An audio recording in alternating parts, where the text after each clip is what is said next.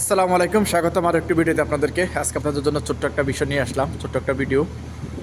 আমরা এখানে 6টি বক্স দেখতে পাচ্ছেন আপনারা। আমরা এই 6টি বক্স এখানে 4টাকে আপনার সুইচ হিসেবে ব্যবহার করা হবে। এখানে আমাদের একটা কিচেন আছে, ড্রাই কিচেন, এবং এখানে ডাইনিং এরিয়া এবং 4টে ফ্যামিলি সেটিং। তো আমাদের এই সুইচগুলো আমরা এখানে ব্যবহার করব আপনারা। আর এই দুটো বক্স আপনারা দেখতে পাচ্ছেন, একটু স্পেসটা বড়, আপনারা দেখতে পাচ্ছেন এটার থেকে এটার স্পেসটা একটু বড়। আসলে আপনাদের সাথে এই জিনিসটা শেয়ার করব বলে ভিডিওটা করতেছি।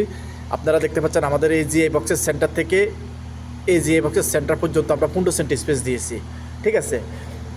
এই জিআই বক্সের সেন্টার থেকে পরবর্তী জিআই বক্সের সেন্টার, এটা আসলে এখানে থার্মোস্টার আসবে।